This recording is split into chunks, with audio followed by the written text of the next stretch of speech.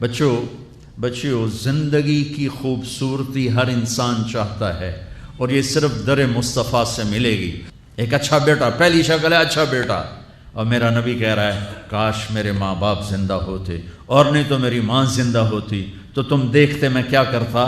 میں عشاء کی نماز کے مصلی پہ ہوتا اور میں سورۃ فاتحہ پڑھ رہا ہوتا، اور ادھر سے میرے گھر سے میری ماں مجھے کہتی محمد، تو میں ماں کے لیے نماز توڑ دیتا۔ سبحان، ہاں، میں ماں کے لیے نماز توڑ دیتا۔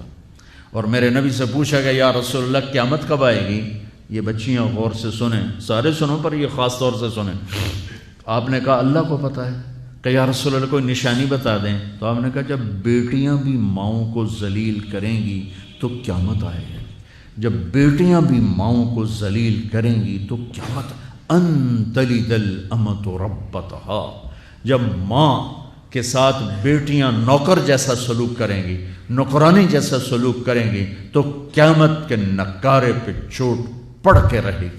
یہ نہیں کہا جب کفر پھیل جائے اور جب اسلام مٹ جائے گا، حالانکہ قیامت تو اس وقت آئے گی جب دنیا میں ایک مسلمان باقی نہیں رہے گا۔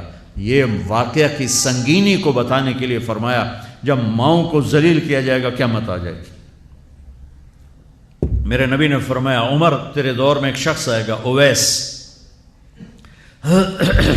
اس کا قبیلہ ہوگا مراد، آگے سب کاسٹ ہوگی قرن، اویس بن عامر، اسے دعا کروانا، وہ کالے رنگ کا ہوگا، چھوٹے قد کا ہوگا، اور اس سے دعا کروانا، دعا تو بھی کروانا، علی تو بھی کروانا، علی اور عمر، اویس ان کے لیے دعا کریں۔ انہوں نے پوچھا کیوں؟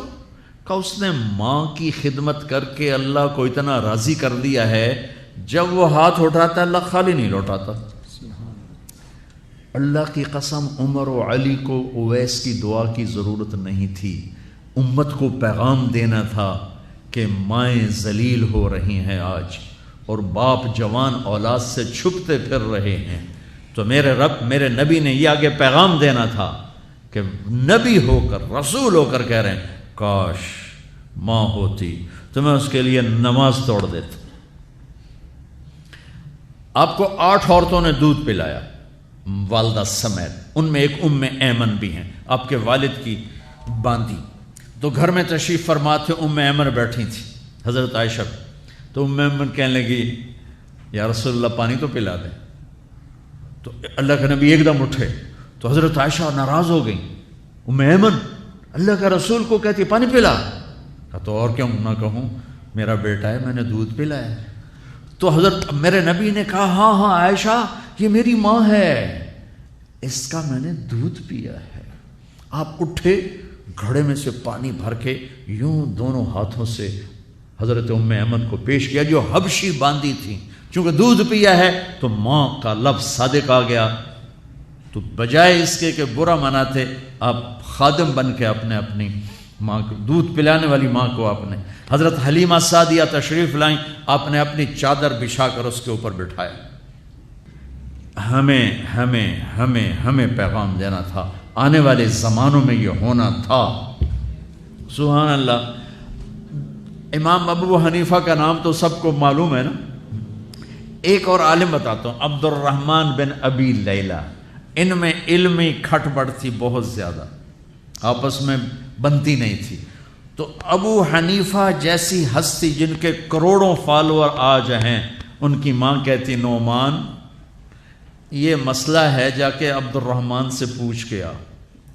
زندگی میں ایک دفعہ نہیں کہا ماں جی میں اس کو بڑا عالم ہے میرے کو پوچھ لو، کہا اچھا ماں جی، اپنی چادر اٹھاتے اور پہنچ جاتے دروازے پہ دستک دے کے بھائی مجھے میری اماں نے بھیجا ہے آپ اس پہ فتویٰ، حالانکہ ان کی اپنی رائے اس کے خلاف ہوتی تھی، لیکن ماں کے احترام میں جا کر ان سے مسئلہ پوچھتے جن سے روزانہ مناظرہ ہوتا تھا، روزانہ کھٹ پٹ ہوتی تھی علمی، ماں نے کہہ دیا جا کر ان سے پوچھ کے آتے تھے، اپنے اتنی بڑی علمی قدر و منزلت کو ایک طرف رکھ دیتے تھے، نہیں میری ماں نے مجھے کہا ہے۔ تو آپ سب نوجوان ہو، ماں باپ زندہ ہیں تو ان کی دعا لو، آہ نہ لو دعا لو۔